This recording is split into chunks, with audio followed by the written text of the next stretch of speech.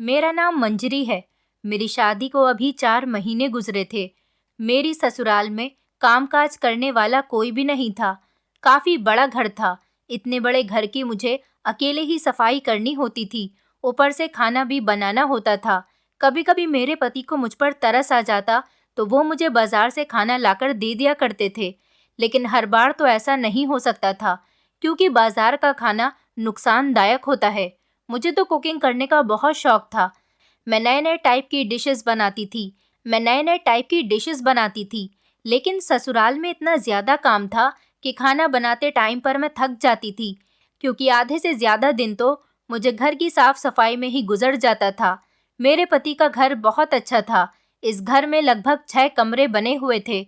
2 कमरों में तो ताला लगा हुआ होता था। मैंने कई बार अपने पति से कहा भी था कि घर में किराएदार रख लेते हैं। इस तरह से घर का कुछ काम भी बढ़ जाएगा और मेरे साथ घर में रहने वाले कुछ लोग भी आ जाएंगे। और तो और हमें हर महीने किराए के पैसे भी मिला करेंगे। लेकिन मेरे पति ने कहा, मुझे आजकल किसी पर भरोसा नहीं है। मैं इस तरह किसी भी किराएदार को घर में नहीं रख सकता, क्योंकि मैं ज़्यादातर घर से बाहर रहता हूँ और तुम सारा दिन घर में अकेली रहती हो। मुझे क्या पता कि घर में क्या होता है और क्या नहीं। मैं किसी भी तरह का खतरा मोल नहीं ले सकता। मेरे पति की बात भी सही थी कि आज के दौर में हम किसी पर इतनी आसानी से भरोसा भी तो नहीं कर सकते ना। वो मेरी ही तो भलाई के लिए ये सब कुछ कह रहे थे। मैं बहुत खुश नसीब थी कि मुझे इतना प्यार करने वाला पति मिला था। मेरे पति का नाम विकी था। विकी मुझसे बहुत प्यार करते थे। हमारी शादी उनकी बहन ने अपनी मर्जी के मुताबिक करवाई थी। उनकी बहन ने मुझे एक शादी में देखा था और वहाँ पर ही उन्होंने मुझे पसंद कर लिया था। उन्होंने फैसला किया था कि वो मुझे अपनी भाभी बनाकर ही रहेंगी। इसी तरह से वो अगले ही दिन मेरे घर पर अपने भाई के लिए मेरा रिश्ता लेने के लिए आ गई थी। विकी में किसी तरह की कोई कमी नहीं थी। उनका घर भी बहुत बड़ा था। वो देखने में भी काफ़ी स्मार्ट थे। इसीलिए मेरे माता पिता ने मेरी शादी यहाँ पर कर देने का फैसला कर लिया। फिर मुझे गुड न्यूज़ मिली कि मैं प्रेग्नेंट हूँ। मेरी ज़िंदगी बहुत अच्छी गुजर रही थी। इन दिनों मेरी कुछ तबीयत ठीक नहीं चल रही थी। मैं अपना चेकअप करवाने के लिए डॉक्टर के पास गई। वहाँ पर अभी मेरा नंबर नहीं आया था। मैं अपने नंबर आने का इंतज़ार कर रही थी। मैं प्रेग्नेंट थी और अभी मेरा 3रा महीना चल रहा था। मेरी तबीयत ज़्यादा ठीक नहीं चल रही थी, क्योंकि घर के काम की वजह से मैं हमेशा थकान महसूस करती थी और प्रेगनेंसी के दौरान भी मुझे आराम नहीं मिल पा रहा था। मुझसे ज़्यादा देर ना तो बैठा जा रहा था और ज़्यादा देर ना ही खड़ा हुआ जाता था। मुझे हॉस्पिटल में बैठे हुए काफ़ी देर हो गई थी। मैं थोड़ी देर टहलने लगी थी।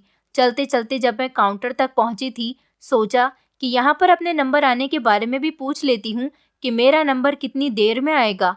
मगर मुझसे पहले ही वहाँ पर खड़ी हुई एक औरत अपने नंबर आने के बारे में पूछ रही थी।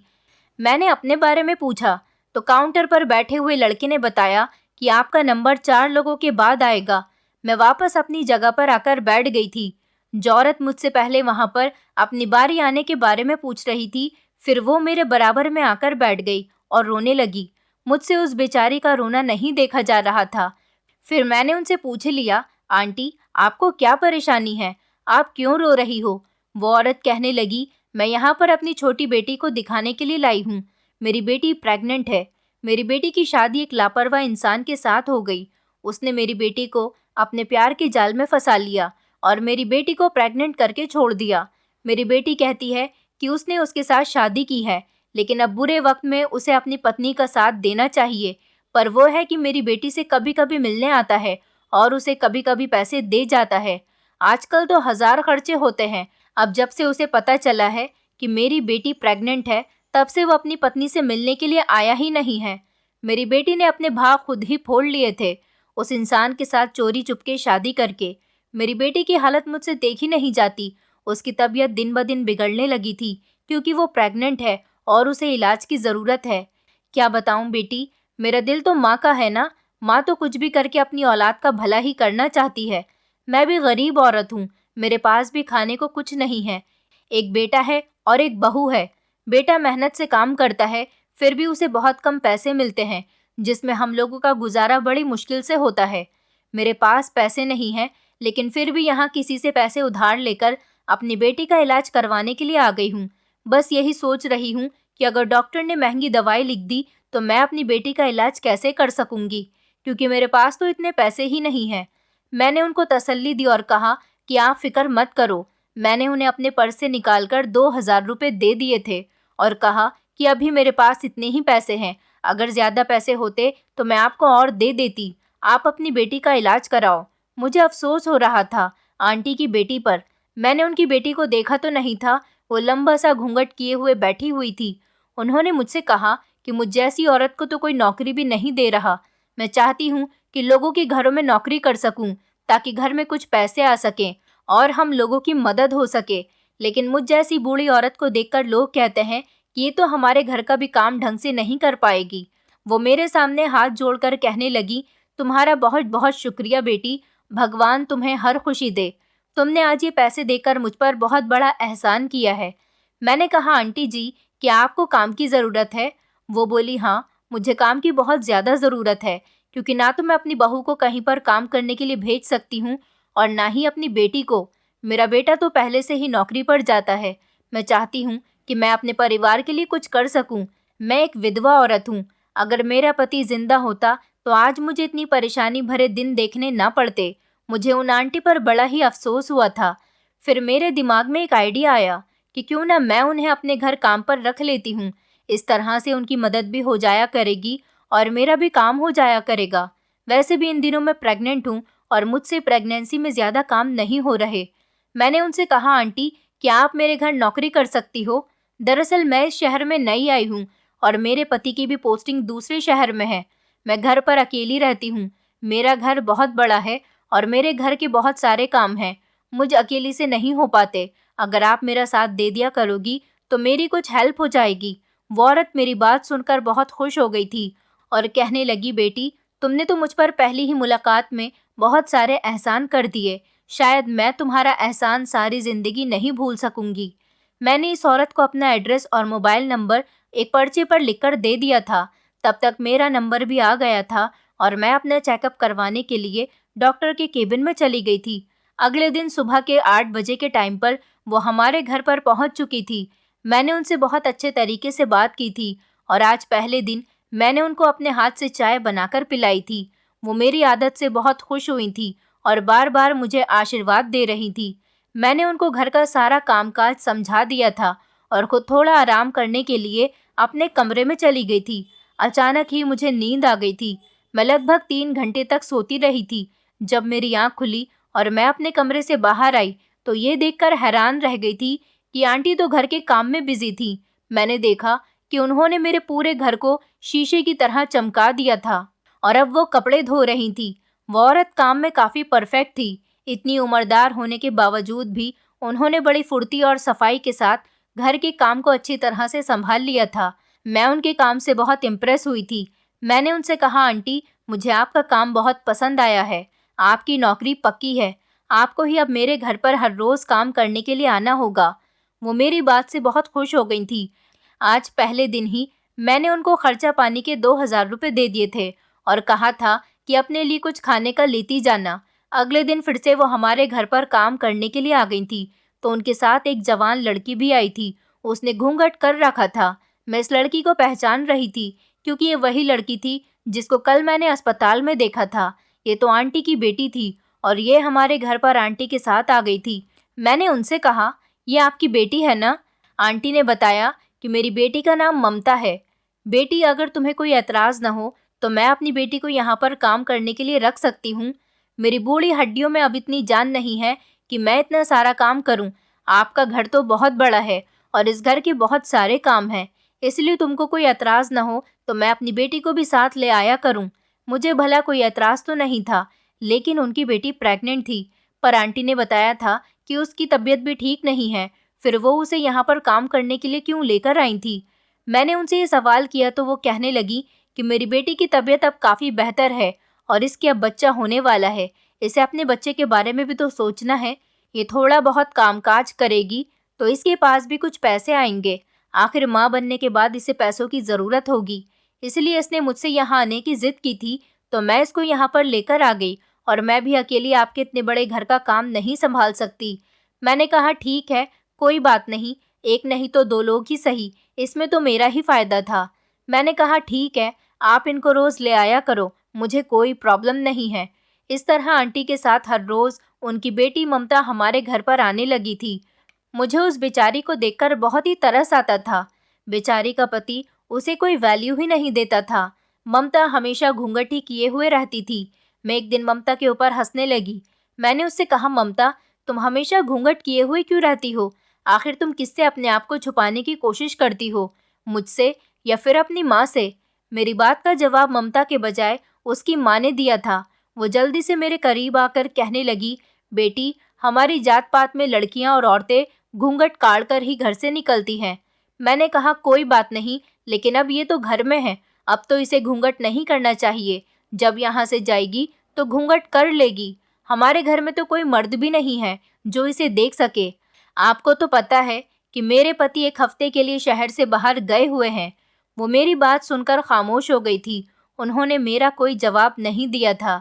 मैंने एक बात नोटिस की थी कि आंटी अधेड़ उम्र की होने के बावजूद भी हट्टी कट्टी थी और खूब फुर्ती के साथ सारे काम किया करती थी, जबकि ममता मुरझाई हुई सी थी। वो काम भी इतने धीरे धीरे करती थी जैसे उसके शरीर में जान ही न हो। लेकिन वो बेचारी प्रेग्नेंट थी और प्रेगनेंसी में तो मुझसे भी कोई काम नहीं हो रहा था। बस यही सब सोचकर मैं उसको इग्नोर कर दिया करती थी। मैं सोचती थी कि इस बेचारी का भाग्य भी कैसा है। इसका पति इसे बिल्कुल नहीं समझता और एक मेरा पति था जो मुझे हर रोज़ कॉल करता था, मेरी इतनी फिक्र करता था। मेरा पति इन दिनों बिजनेस के सिलसिले में शहर से बाहर गए हुए थे। मैंने उनको कॉल करके बता दिया था कि मैंने अपने लिए नौकरानी का बंदोबस्त कर लिया है। उन्हें मेरी बात सुनकर खुशी हुई थी और तसल्ली भी हुई थी कि कोई है जो मेरा ध्यान रखने वाला है। उन्होंने कहा भी था कि मैं चाहूँ तो अपनी बहन को भी घर बुला सकती हूँ, लेकिन मैंने मना कर दिया था क्योंकि मेरी बहन के इन दिनों एग्जाम्स चल रहे थे। मुझे आंटी और उनकी बेटी पर काफ़ी भरोसा था। मैंने अपने पति को तसल्ली दे दी थी कि मैं यहाँ पर बिल्कुल ठीक हूँ और जो नौकरानियाँ मैंने घर में रखी हैं वह भरोसा करने लायक हैं और बहुत ही सीधी हैं। मेरे पति को भी मेरी बात पर यकीन आ गया था। मेरे पति बेफिक्र हो गए थे। उनको मेरी तरफ से अब कोई टेंशन नहीं थी। मैंने अभी तक ममता का चेहरा नहीं देखा था क्योंकि वो हमेशा अपने चेहरे पर घूंघट डालकर ही रहती थी। कभी कभी तो वो ज़मीन पर ही बिना बिस्तर किए लेट जाती थी, तब भी उसका घूंघट नहीं हटता था। मुझे उसकी तरफ देखकर बड़ी हैरत होती थी। एक दिन वो ऐसे ही ज़मीन पर सो रही थी जब अचानक मेरे कदमों की आहट सुनकर घबराकर उठ बैठी थी। मैंने उससे पूछा था कि क्या बात है ममता, तुम मुझे देखकर इतनी घबरा क्यों गई हो? तुम्हारी तबीयत तो ठीक है ना? अगर तुम्हें कुछ परेशानी है तो मुझे बताओ, मैं तुम्हारी डॉक्टर के यहाँ से अपॉइंटमेंट ले लेती हूँ। वो कहने लगी, कुछ नहीं भाभी जी, बस घर के काम करके थोड़ा थक जाती हूँ। मैंने कहा कि मैं तुम्हारी कंडीशन समझ सकती हूँ। जिस कंडीशन से तुम गुजर रही हो उसी कंडीशन से तो मैं भी गुजर रही हूँ। मैंने उसकी बात सुनकर अपना सर हिला दिया था। कुछ दिन इसी तरह से गुजर गए थे। अब मेरे पति के आने के दिन करीब आ रहे थे। मेरे पति ने कहा था कि वो 2 दिन बाद घर वापस आ रहे हैं। एक दिन मैं अपने कमरे में लेटी हुई थी। मेरी आंख लग गई थी, लेकिन अचानक 10 मिनट बाद ही मेरी आंख घबराकर खुल गई। जैसे ही मेरी आंख खुली तो मैंने देखा कि ममता के हाथ से मेरी साइड टेबल पर रखा हुआ मेरा और मेरे पति का फोटो फ्रेम जमीन पर गिरा हुआ पड़ा था। ममता ने जब देखा कि मैं जाग गई हूँ तो वो मुझसे माफ़ी मांगने लगी और कहने लगी, भाभी, मुझसे ये गलती से गिर गया। मैंने कहा, कोई बात नहीं, अब इस कांच को साफ कर दो, ध्यान से काम किया करो, कहीं ये कांच तुम्हारे न लग जाए। ममता बहुत ज़्यादा घबराई हुई लग रही थी। अगले दिन मेरे पति घर पर आ गए थे। जैसे ही घर के दरवाजे की बेल बजी तो मैं दरवाज़ा खोलने के लिए चली गई थी। मेरे पति ने मुझे देखते ही गले से लगा लिया था। वो मुझे देखकर बहुत खुश हुए थे, बल्कि मुझे भी अपने पति को देखकर बहुत खुशी हुई थी। इतने दिनों बाद मैं उनसे मिली थी।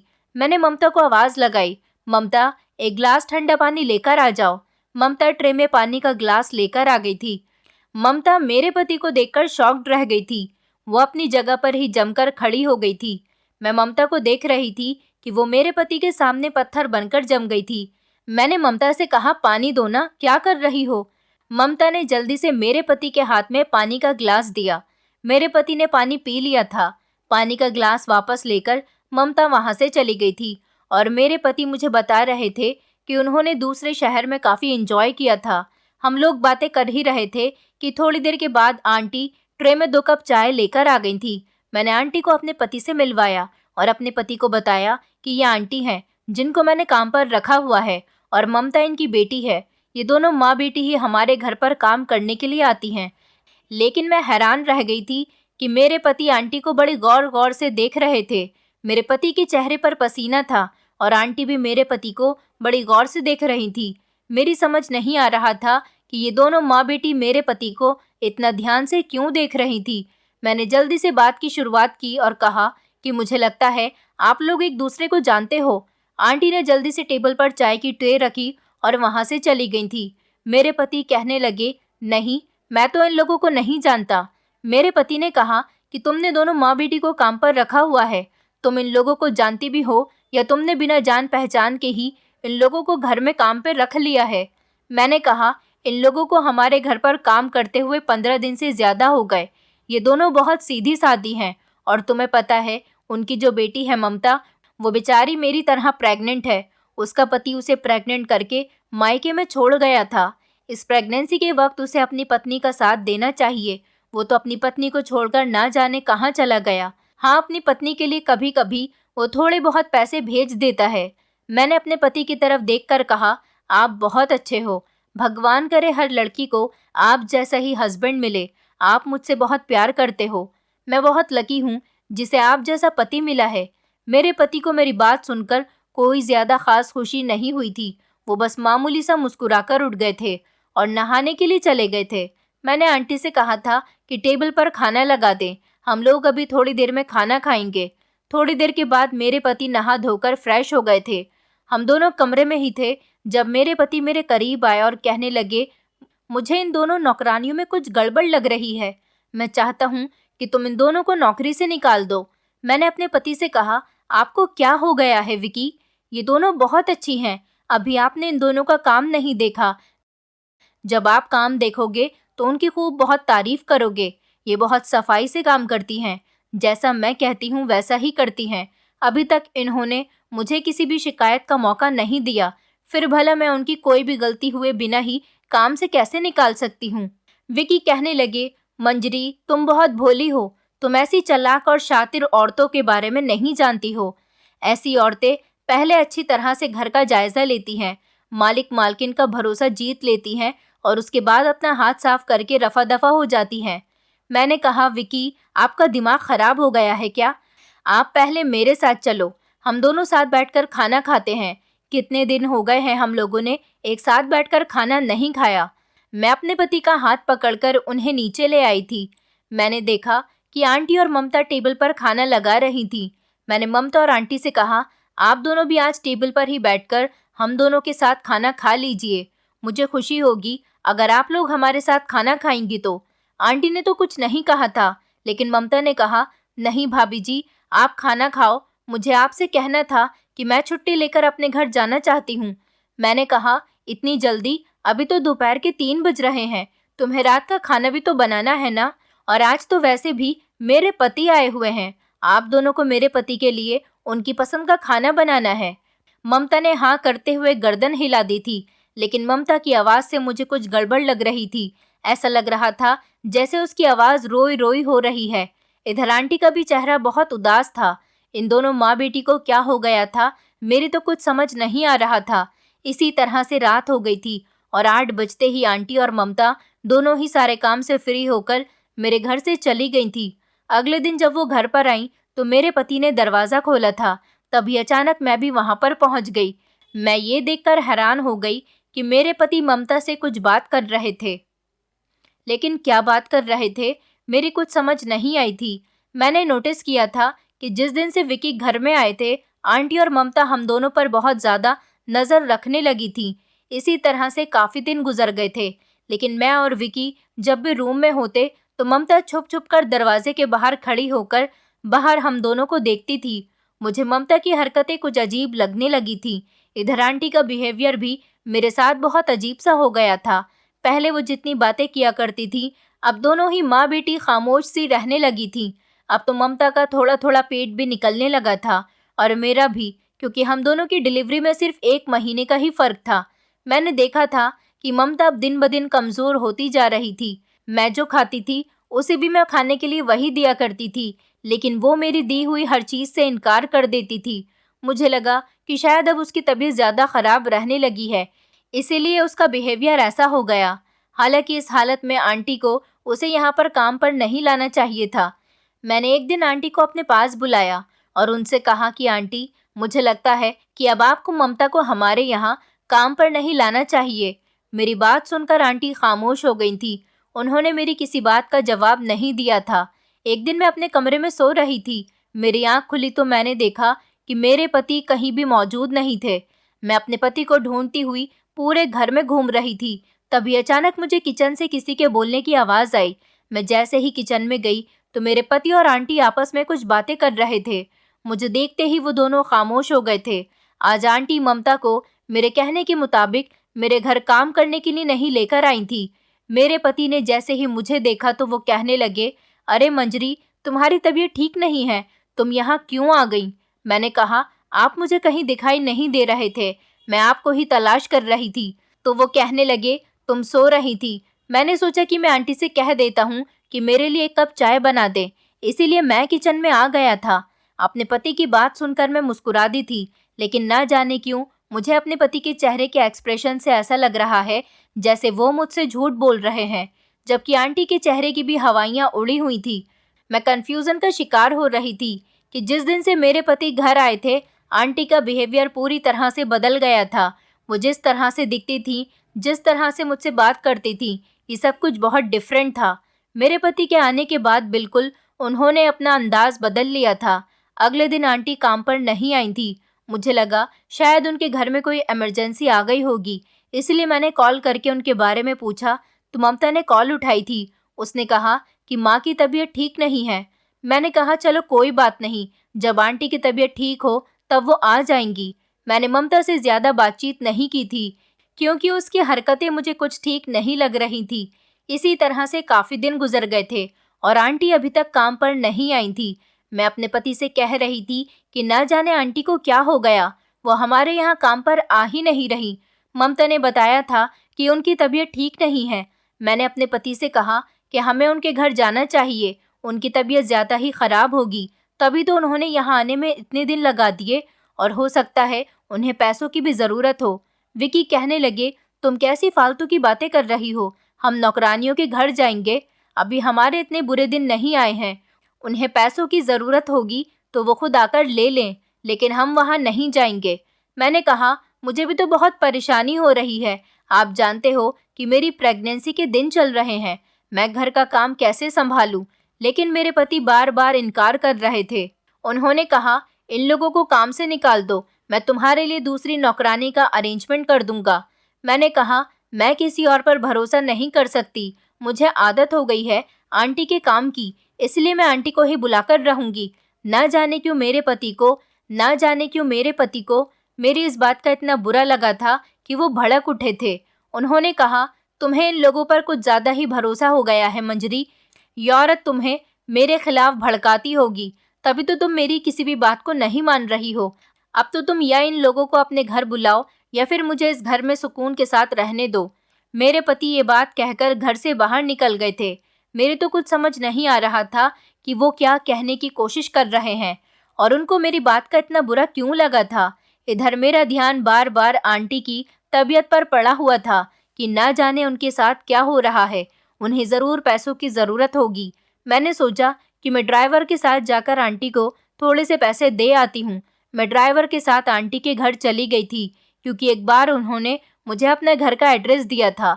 मैं जब उनके घर गई तो मुझे दरवाजे से आंटी और ममता के कुछ बोलने की आवाज़ आ रही थी। उन लोगों की बातें सुनकर मैं दरवाजे पर ही रुक गई थी। मुझे ममता के रोने की आवाज़ आ रही थी। वो अपनी माँ के सामने फूट फूट कर रो रही थी और अपनी माँ से कह रही थी कि मुझे माफ़ कर दो माँ, मुझे नहीं पता था कि विकी मुझे इतना बड़ा धोखा दे सकता है। वो मुझसे प्यार के दावे करता था। मैं समझ गई कि वो अब मुझे वक्त क्यों नहीं देता, क्योंकि उसने दूसरी शादी जो कर ली है। मैं तो समझती थी कि वो मुझसे प्यार करता है। उसने एक तरफ मुझसे शादी की हुई है तो दूसरी तरफ उसने मालकिन से शादी की हुई है। उधर आंटी कहने लगी, हमारी तो किस्मत ही फूटी हुई है, गरीब लोगों का कोई नहीं होता। मैंने तुझसे कहा था ना कि प्यार मोहब्बत में कभी मत पड़ना, देख लिया नतीजा। और ये भी देख कि वो अपनी पत्नी से कितना प्यार करता है। आंटी कहने लगी, मैं तो चाहती हूँ कि उस घटिया इंसान के बारे में मंजरी को बता दूं, ताकि उसे भी अपने पति की हकीकत के बारे में पता चल जाए। लेकिन फिर ये सोचकर बर्दाश्त कर लेती हूँ कि वो बेचारी माँ बनने वाली है, ये सदमा बर्दाश्त नहीं कर सकेगी। बस इसीलिए मैं खामोश हूँ। मैं अपनी बेटी को तो रोते हुए देख ही रही हूँ, अब उस बेचारी को नहीं देख सकती। ये कहकर आंटी रोने लगी थी। मैं इन लोगों की बातें सुनकर हैरान रह गई थी कि ये लोग मेरे बारे में क्या बातें कर रही थी। मैं उल्टे पैरों अपने घर को वापस आ गई थी, क्योंकि मेरे शरीर में और दिमाग ने काम करना बंद कर दिया था। मैं पूरी तरह से शॉक्ड हो चुकी थी। मैंने फैसला कर लिया था कि अब मैं सच को जानकर ही रहूंगी। इसका मतलब ये था कि विकी ने ममता से शादी की हुई थी। ममता का पति और कोई नहीं, विक्की है। मुझे बहुत गुस्सा आ रहा था कि विक्की ने आखिर मेरे साथ ऐसा क्यों किया। मेरे पति अभी घर पर मौजूद नहीं थे। मैंने ममता को कॉल किया और उससे कहा कि तुम आंटी को लेकर घर आ जाओ। ममता ने कहा कि माँ की तबीयत ठीक नहीं है, वो नहीं आ सकती। मैंने ममता से कहा कि मुझे तुमसे कुछ बात करनी है, प्लीज़ तुम दोनों मेरे घर पर आ जाओ। मैं बड़ी मुश्किल से खुद को कंट्रोल कर रही थी।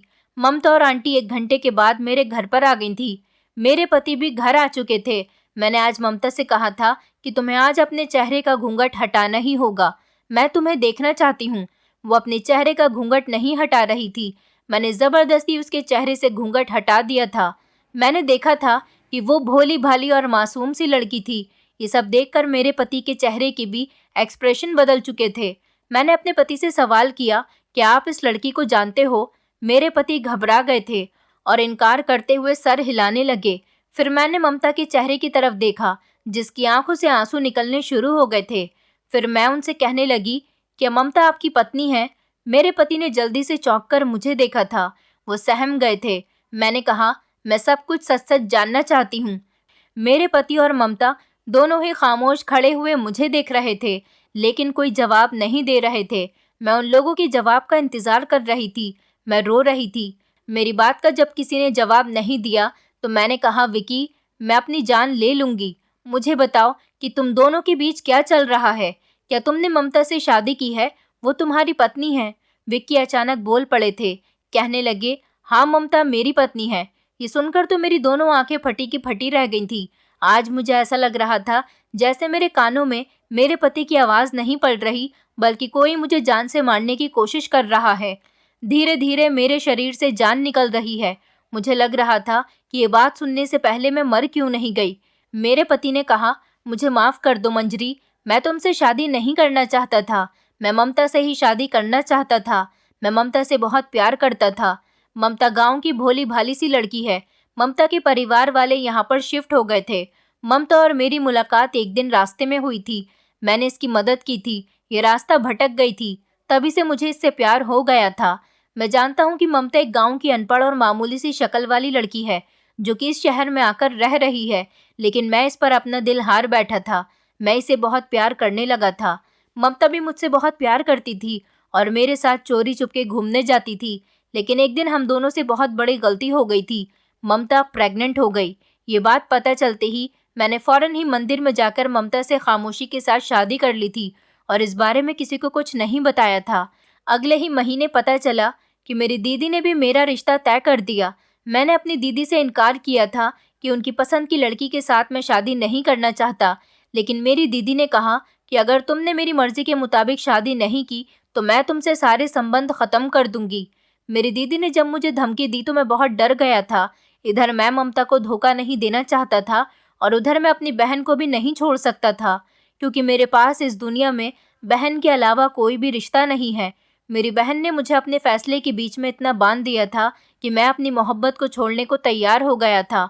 उसने मेरी कोई बात नहीं सुनी और 15 दिन के अंदर अंदर ही तुम्हारे साथ मेरी शादी करवा दी थी। मैंने तुमसे शादी की, तुम्हें पत्नी का हर सुख दिया, लेकिन उधर मैं कभी कभी ममता से भी मिलने के लिए जाता था और उसे खर्च के मुताबिक पैसे दे आता था और उसे भरोसा दिलाता था कि मैं तुम्हारे साथ हूँ। मैं जानता था कि ममता एक गरीब परिवार में पली बड़ी है। ममता को मैंने ये नहीं बताया था कि मेरी शादी हो चुकी है। मैं कभी कभी इससे मिलने के लिए चला जाता था। मैंने ममता को नहीं बताया था कि मेरी शादी हो गई। मैं जानता था कि प्रेगनेंसी की हालत में अगर ममता को ये बात पता चल गई तो वो अपनी जान ले लेगी। उधर तुम भी शादी के फौरन ही बाद प्रेग्नेंट हो गई। मैं तुम दोनों के बीच घिर गया था। मेरे ऑफिस में भी काम का लोड ज़्यादा बढ़ गया था। मैं पिछले दिनों ऑफिस के काम के लिए गया तो तुम्हारी मुलाकात आंटी और ममता के साथ हो गई। मुझे माफ़ कर दो मंजरी, ना तो मैं ममता को धोखा देना चाहता था और ना ही तुम्हें इस तरह से अपनी सच्चाई के बारे में बता सकता था, क्योंकि तुम दोनों ही ऐसे सिचुएशन से गुजर रही हो जिनको मैं अपनी सच्चाई बताकर सदमे में नहीं डाल सकता था। अपने पति की बात सुनकर तो मैं दंग रह गई थी। ममता की आंखों में भी आंसू थे। वो प्रेग्नेंट थी। मैं अपने पति को किसी भी बात की सज़ा नहीं दे सकती थी, क्योंकि बेवफाई तो कभी विक्की ने मेरे साथ भी नहीं की थी। हाँ, ये बात गलत थी कि उन्हें मुझे इस सब के बारे में शुरू में ही बता देना चाहिए था। इस सब में गलती मेरे पति की नहीं, बल्कि सबसे ज़्यादा गलती मेरी नंद की थी, जो अपने भाई की ज़िंदगी को 2 हिस्सों में बांटकर अपने घर में सुकून से रह रही थी। उन्हें उनकी बात सुननी चाहिए थी, ना कि उसकी शादी उसकी मर्जी से पूछे बिना ही करनी चाहिए थी। विक्की रो रो कर मुझसे और ममता से माफ़ी मांग रहा था। आंटी की भी आंखों में आंसू थे। आंटी रो रही थी। उन्होंने कहा, बेटी, हम गरीब लोग हैं। अगर लोगों को पता चल गया कि मेरी बेटी के साथ ये सब कुछ हुआ है तो हमारी बड़ी बदनामी होगी। मैंने देखा था कि मेरे पति की आंखों में शर्मिंदगी साफ महसूस हो रही थी। कहते हैं ना कि कुछ गलतियां करता कोई और है और भुगतता कोई और है। यही सब कुछ विकी के साथ भी हो रहा था, क्योंकि विकी की बहन ने गलती की थी कि उसने अपने भाई की मर्जी के बारे में नहीं पूछा था और अपनी मर्जी के मुताबिक अपनी पसंद की लड़की के साथ विकी की शादी कर दी थी, जिसकी सज़ा विकी भुगत रहा था। ममता की मासूम सी शक्ल देखकर मुझे उस पर भी तरस आ रहा था। मैंने बहुत सोच समझकर फैसला किया और अपना दिल बड़ा किया था। मैंने आंटी से कहा था कि ममता अब आपके साथ नहीं जाएगी, अब वो हमारे घर में ही रहेगी। मेरी बात सुनकर मेरे पति हैरान रह गए थे। उन्होंने कहा, मैं तुम्हें नहीं छोड़ सकता, क्योंकि मैंने तुमसे भी इज्जत के साथ शादी की है और तुम मेरे बच्चे की माँ बनने वाली हो। मैंने अपने पति से कहा कि मैं आपसे नाराज़ तो ज़रूर हूँ, लेकिन मैं किसी लड़की की ज़िंदगी इस तरह से बर्बाद नहीं करना चाहती। आपने मेरे साथ किसी तरह की कोई कमी नहीं की, लेकिन आपने ममता को पत्नी होने का हक नहीं दिया। अब आपको उसे भी पत्नी बनने का सुख देना होगा। मेरे पति समझ गए थे कि मैंने उन्हें माफ़ कर दिया। मेरी बात सुनकर ममता के चेहरे पर भी मुस्कुराहट आ गई थी। ममता को मैंने अपनी बहनों की तरह प्यार किया था। हम दोनों प्रेग्नेंट थीं। पहले ममता ने प्यारी सी बेटी को जन्म दिया, उसके बाद मैंने एक बेटे को जन्म दिया। मेरे पति की 2-2 पत्नियां हो गई थी और वो दोनों ही पत्नियों के साथ किसी भी तरह का भेदभाव नहीं रखते थे। दोनों ही पत्नियों को बराबर से समझ रहे थे। उन्होंने अपनी दोनों पत्नियों के लिए पहले ही घर के आधे-आधे बंटवारे भी कर दिए थे, लेकिन शायद हम लोगों की खुशी सिर्फ कुछ सालों तक की ही थी। एक दिन अचानक मेरे पति की तबीयत बहुत ज़्यादा बिगड़ गई और मेरे पति इस दुनिया को छोड़कर चले गए। हम दोनों के लिए ही ये बहुत बड़ा सदमा था और हम दोनों के बच्चों के लिए भी। वो तो बेचारे मासूम थे, ये जानते भी नहीं थे कि उनके सर से पिता का साया उठ चुका है। पीछे विकी हम दोनों के लिए काफ़ी सारी जायदाद छोड़ गए थे। अब विकी हम लोगों के बीच इस दुनिया में नहीं है, लेकिन उनके ना होते हुए भी हमें किसी तरह की कोई परेशानी नहीं है, क्योंकि उन्होंने मरने से पहले ही हम दोनों के हक हमें दे दिए थे। हम दोनों अपने बच्चों के साथ खुश तो रहते हैं, लेकिन कहीं ना कहीं हमें विकी की कमी ज़रूर सताती है। ममता हमेशा मेरे साथ बहनों की तरह रही। उसने कभी मुझे किसी चीज़ की कमी नहीं होने दी और ना ही इस बात का एहसास होने दिया कि वो मेरी सौतन है। ममता सच में बहुत अच्छी लड़की है। हम लोगों की ज़िंदगी अच्छी गुजर रही है, लेकिन मुझे अपने पति की बहुत याद आती है।